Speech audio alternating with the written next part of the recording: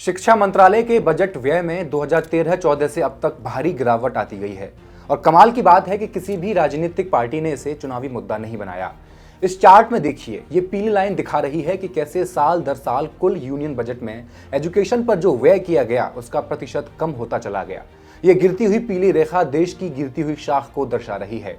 भाजपा सरकार के तहत शिक्षा का प्राइवेटाइजेशन तेजी से बढ़ा है और इसका सबसे बड़ा संकेत है शिक्षा पर सरकारी खर्च में भारी कटौती। 2013-14 में शिक्षा मंत्रालय का बजट कुल बजट का 4% था, लेकिन 2024-25 में यह घटकर 2.5% पर आ गया है।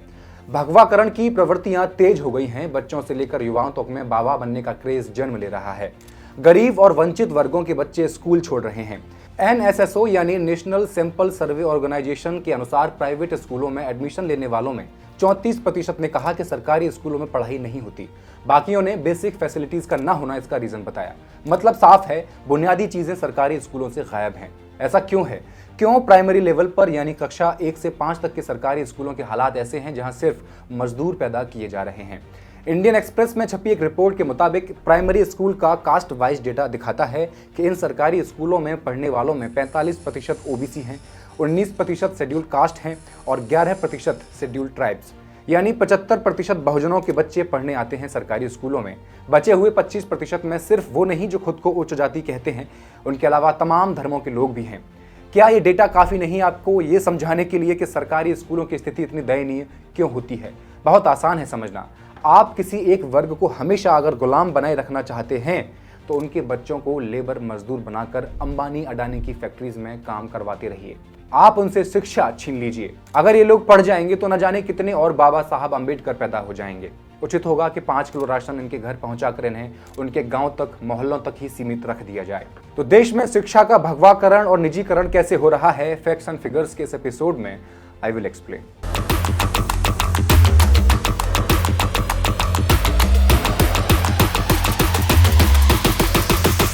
नमस्कार, मैं हेमंत और आप मॉलिटिक्स देख रहे हैं। 2023 और 24 में हायर एजुकेशन का रिवाइज्ड एस्टिमेशन 57,245 करोड़ रुपए था, जो 2024 और 25 में 17% यानी 9625 करोड़ रुपए घटकर 47,620 करोड़ रुपए रह गया। ऐसा क्यों हुआ? वो कौन लोग थे जिन्हें हायर एजुकेशन से वंचित होना पड़ा? द हिंदू में छपी एक रिपोर्ट के मुताबिक पिछले कुछ सालों में IITs और IIMs जैसी सेंट्रल यूनिवर्सिटीज में 13,500 से ज्यादा स्टूडेंट्स ने हायर एजुकेशन से ड्रॉप आउट किया है। ये लोग SC और ST और OBC से थे। क्यों किया होगा? इस रिपोर्ट में लिखा गया है कि ये डेटा लोकसभा में तब पेश किया गया जब OBC, SC, ST स्टूडेंट्स के साथ कास्ट डिस्क्रिमिनेशन के मामले लगातार बढ़ने लगे और स्टूडेंट्स द्वारा जीवन खत्म करने की घटनाएं भी बढ़ने लगी। यानी हायर एजुकेशन में भी बहुजन स्टूडेंट्स की स्थिति खस्ता हाल है। इससे भी ज्यादा चौंकाने वाली बात यह है कि सामान्य शिक्षा के लिए UGC का बजट 2023 और 24 के रिवाइज्ड एस्टिमेशन के अनुसार 6409 करोड़ रुपए से 61% की तेज गिरावट के साथ 2024-25 में महज 2500 करोड़ रुपए रह गया है। All India council for technical education for technical and vocational education के लिए बजट पिछले कई सालों से 400 करोड़ ही दिया जा रहा है। महंगाई दर अगर 5% भी मान ली जाए तो पता चलता है कि एक तरह से इस बजट में भी कमी आई है, क्योंकि महंगाई बढ़ रही है तो ये बजट भी बढ़ना चाहिए था। अब सरकार दावा करती है कि सेंट्रल यूनिवर्सिटीज के लिए दिए जाने वाले पैसे में 29% की वृद्धि हुई है। पिछले साल की तुलना में 12,000 करोड़ रुपए से 15,472 करोड़ रुपए हो गए हैं। लेकिन क्या ये पूरा सच है? असल खेल मस्क और हैफा का है। मस्क यानी माध्यमिक और उच्चतर शिक्षा कोष, यह सरकार का एक फंड है जिसमें एजुकेशन से जुड़े टैक्स जमा किए जाते हैं। 2023-24 में यह फंड किसी खास योजना में इस्तेमाल नहीं हुआ और पिछले साल यानी 2024 और 25 में इस पैसे को सेंट्रल यूनिवर्सिटीज के बजट में जोड़ दिया गया, यानी 5,000 करोड़ रुपए का एक नया जोड़। इससे क्या हुआ कि पहले पड़ा हुआ पैसा सेंट्रल यूनिवर्सिटीज के बजट में जोड़ दिया गया। इसके अलावा हेफा यानी हायर एजुकेशन फाइनेंसिंग एजेंसी, ये एक लोन सिस्टम है जिससे यूनिवर्सिटीज को लोन दिया जाता है। 2024-25 में सरकार ने हेफा के जरिए 372 करोड़ रुपए का लोन दिया है। इस तरह मस्क और हेफा को जोड़ दें तो कुल 5372 करोड़ रुपए होता है, जो अनुदान नहीं है। इसलिए ये दावा गलत और थोथा मालूम होता है कि अगर हम मस्क और हैफा को हटा दें तो असल में सेंट्रल यूनिवर्सिटीज को मिलने वाला फंड 16% घटकर सिर्फ 10,100 करोड़ रुपए रह जाएगा। यानी सरकार कह रही है कि बजट बढ़ा है, लेकिन असल में विश्वविद्यालयों को कम पैसे मिल रहे हैं। दूसरी तरफ सरकार कह रही है कि आईआईटीज को मिलने वाला बजट 9292 करोड़ रुपए से बढ़कर 9635 करोड़ रुपए हो गया है, मतलब 3.7% की बढ़ोतरी। लेकिन हम महंगाई की दर 5% मान लें तो असल में ये बजट भी घटा ही है। यानी जितनी बढ़ोतरी दिख रही है उसका फायदा असल में आईआईटीज को नहीं मिल रहा। यहाँ भी हैफा और मस्क फंडिंग के जरिए खेल किया जा रहा है। आईआईटीज को 2643 करोड़ रुपए मस्क फंड से मिले हैं, लेकिन ये नया पैसा नहीं है, बल्कि सरकार इसे कुल बजट में जोड़कर फंडिंग को बढ़ा चढ़ाकर दिखा रही है। यानी असली मुद्दा ये है कि सरकार पब्लिक फंडिंग घटाकर आईआईटीज को लोन सिस्टम पर ज्यादा डिपेंड कर रही है, और इसका असर आप जानते हैं किस पे होगा। आईआईटीज को अब अपनी फंडिंग के लिए हैफा लोन चुकाना होगा और इसका सीधा असर छात्रों की फीस पर पड़ेगा। आने वाले समय में आईआईटीज की फीस और बढ़ सकती है, जिससे गरीब और मिडिल क्लास स्टूडेंट्स के लिए पढ़ाई मुश्किल हो जाएगी। और इसी तरह सरकारी मदद अगर घटती रही और फीस बढ़ती रही तो केवल अमीर परिवारों के बच्चे ही आईआईटीज में एडमिशन ले पाएंगे। एससी, ओबीसी, एसटी के बच्चे ड्रॉप आउट होते रहेंगे। आरक्षण लेने वाले स्टूडेंट्स के लिए आईआईटीज तक पहुंचना और मुश्किल हो जाएगा। आरक्षण नीति का असर धीरे धीरे कम हो जाएगा, फिर खत्म हो जाएगा। यानी आपको यहां तक समझना होगा कि शिक्षा का बजट कम करने से आरक्षण भी खत्म हो जाएगा। Primary education, higher education, central universities, IITs, हर जगह मस्क और हैफा के जरिए अनुदान देने के नाम पर लोन दिया जा रहा है। इन इंस्टीट्यूट्स के अलावा आईआईएम्स और एनआईटीज की बात कर लेते हैं। एनआईटीज के लिए फंडिंग 2024 और 25 में मस्क से 4500 करोड़ रुपए आवंटित किए गए हैं, जबकि हैफा लोन के तहत 120 करोड़ रुपए प्रिंसिपल और 81 करोड़ रुपए इंटरेस्ट दिया गया है। आईआईएम्स के लिए हैफा लोन 2022 और 23 में 280 करोड़ रुपए था, जो साल दर साल कम होता रहा। 2023 और 24 में 255 करोड़ रुपए, 2024 और 25 में 140 करोड़ रुपए। लेकिन इस सब का मतलब क्या है? आईआईएम्स के लिए लोन की राशि कम कर दी गई है, जिससे ये संस्थान अब अपने खर्चे खुद निकालने के लिए फीस बढ़ा सकते हैं। एनआईटीज के लिए हैफा का ब्याज बढ़ा है, यानी इस पर लोन चुकाने का बोझ अब ज्यादा होगा। दरअसल फंडिंग का पैटर्न बदल रहा है। अगर आप देखें तो सरकार सीधे ग्रांट देने के बजाय लोन मॉडल अपना रही है। पहले आईआईटी, आईआईएम और एनआईटी को सरकार सीधा अनुदान देती थी, जिससे इनकी फीस कम रहती थी। अब हैफा लोन मॉडल अपनाया जा रहा है, जहां संस्थानों को खुद लोन लेना पड़ेगा और उसे चुकाना भी पड़ेगा।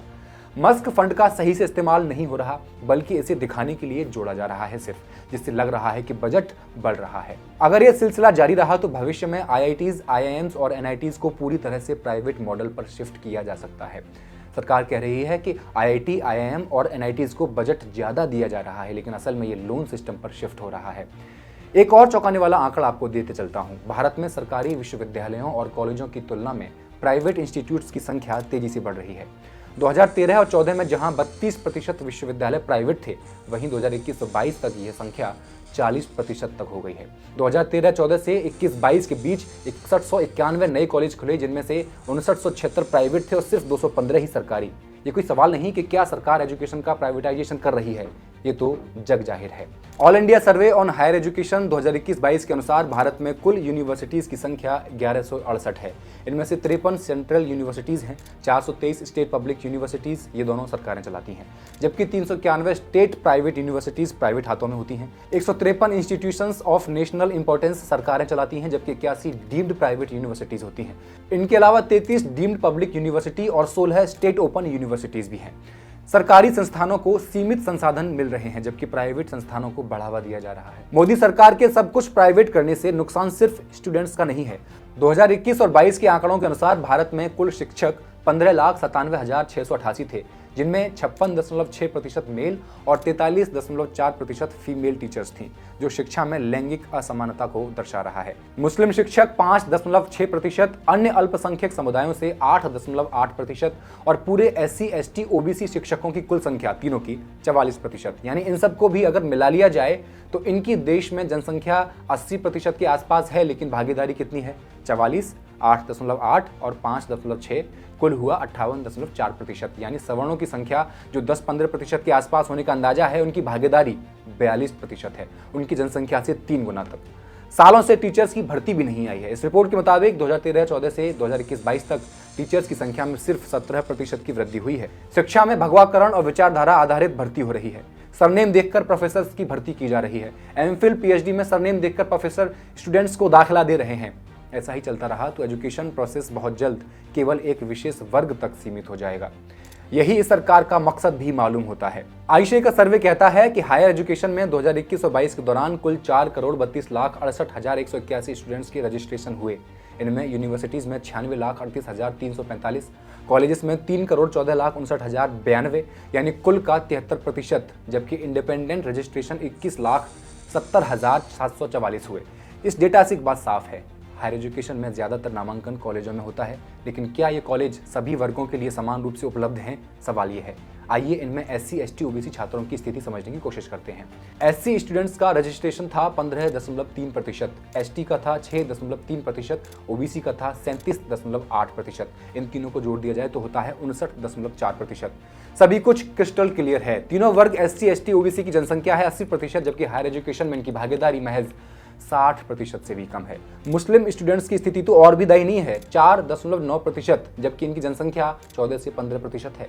2024-25 के दौरान स्कूली शिक्षा का कुल बजट 73,000 करोड़ था, जबकि 2023 और 24 में संशोधित बजट 72,474 करोड़ रुपए, मात्र 0.74% की मामूली वृद्धि।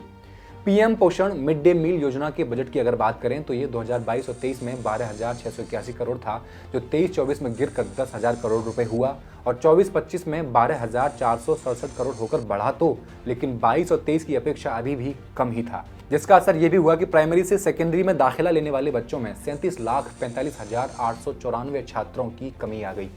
सरकारी स्कूलों में नामांकन गिर गया। 2022 और 23 में सरकारी स्कूलों में दाखिला लेने वाले 54% बच्चे थे, जो 2023 और 24 में घटकर 51% हो गए, यानी 3% कम हो गए। दूसरी तरफ प्राइवेट स्कूलों में दाखिले बढ़े हैं। 2022 और 23 में प्राइवेट स्कूलों में नामांकन 33% था, जो 2023 और 24 में बढ़कर 36% हो गया, 3% का इजाफा। यानी सरकारी स्कूलों से बच्चे निकलकर निजी स्कूलों में जा रहे हैं। क्या सरकार सरकारी स्कूलों को जानबूझकर कमजोर कर रही है, जिससे एक SC, ST, OBC के बच्चे पढ़ लिख न सकें? सिर्फ शिक्षा ही नहीं, आपको याद है मोदी सरकार आते ही सबसे पहला फैसला लिया गया था कि पेंशन खत्म कर दी गई थी। क्या आप जानते हैं कि सरकारी कर्मचारियों और शिक्षकों की पेंशन के लिए बजट लगातार घटाया जा रहा है? वित्त मंत्रालय के आंकड़ों के मुताबिक 2019-20 में पेंशन बजट 49,767 करोड़ रुपए था, जो 20-21 में बढ़कर 62,677 करोड़ रुपए हुआ और 21 और 22 में घटकर फिर से 56,473 करोड़ रुपए हो गया। लेकिन आपको ये जानना चाहिए कि 2007 और 8 में पेंशन बजट 73,076 करोड़ रुपए था और 21-22 तक इसमें 16,603 करोड़ रुपए यानी कि 23% की भारी कटौती कर दी गई है। इसके अलावा सरकार पुरानी पेंशन योजना OPS से हटकर नई पेंशन प्रणाली NPS और यूनिफाइड पेंशन स्कीम UPS लागू कर रही है, जबकि पुरानी पेंशन योजना OPS कर्मचारियों के लिए फायदेमंद थी। कैसे? रिटायरमेंट के बाद तयशुदा पेंशन मिलती थी, सरकार पूरी पेंशन का खर्च उठाती थी, महंगाई के अनुसार पेंशन में बढ़ोतरी होती थी, रिटायर्ड कर्मचारियों के लिए आर्थिक सुरक्षा बनी रहती थी। लेकिन OPS को खत्म कर दिया गया और इसकी जगह NPS लागू कर दिया गया। नई पेंशन प्रणाली NPS में गारंटीड पेंशन नहीं मिलती। कर्मचारियों को अपनी सैलरी का एक हिस्सा फंड में डालना पड़ता है, वो सरकार नहीं उठाती। मार्केट वोलेटिलिटी की वजह से इन्वेस्टमेंट पर पेंशन निर्भर करेगी, महंगाई के आधार पर नहीं बढ़ेगी। इसमें सरकार की जिम्मेदारी कम हो गई और जोखिम कर्मचारियों पर आ गया, तो शिक्षकों और कर्मचारियों ने इसका विरोध भी किया, जिसके बाद सरकार ने एक नई योजना UPS बनाई, यूनिफाइड पेंशन स्कीम, यानी नया नाम वही पुरानी चाल। सरकार इसे OPS और NPS का हाइब्रिड कह रही है, लेकिन हकीकत में यह भी एक ऐसी योजना है जिसमें जितना आप खाते में डालते रहोगे उतना बुढ़ापे में आपको मिलता रहेगा या उससे थोड़ा सा ज्यादा। इसमें कर्मचारियों को ज्यादा योगदान देना होगा, ये तो तय है, लेकिन मिलने वाली पेंशन OPS जितनी भी नहीं होगी। अगर सर्विस के दौरान किसी वजह से फंड निकाला जाता है तो पेंशन में कटौती हो जाएगी, यानी नाम भले बदला हो लेकिन कर्मचारियों को OPS जैसी पेंशन सुरक्षा नहीं मिल रही है। तो कुल जमा ये हुआ कि सरकार की नीतियां पब्लिक हायर एजुकेशन को कमजोर कर रही हैं, और जब इसका विरोध होता है, खासकर चुनावों से पहले, तो सरकार कुछ सिर्फ दिखावा करती है। जैसे सरकार ने कर्मचारियों के लिए 8वें वेतन आयोग बनाने का ऐलान किया था, लेकिन इस पर अभी तक कोई फैसला नहीं हुआ। इसके अलावा शिक्षकों की सैलरी की समीक्षा के बारे में कोई ठोस फैसला नहीं लिया गया है। इन सब बातों से ये साफ होता है कि पब्लिक हायर एजुकेशन को कमजोर करने की एक सोची समझी योजना बन रही है। इसके खिलाफ शिक्षकों, छात्रों और कर्मचारियों का विरोध जरूरी हो गया है। ये विरोध सिर्फ सड़कों पर प्रदर्शन से नहीं, बल्कि उन लोगों को वोट से बाहर करने से भी होना चाहिए जो इस प्रक्रिया में शामिल हैं। आखिरकार सार्वजनिक उच्च शिक्षा का नुकसान पूरे समाज के लिए खतरे की बात है और इसे रोकने के लिए हमें सबका जागरूक होना बेहद जरूरी है। धन्यवाद।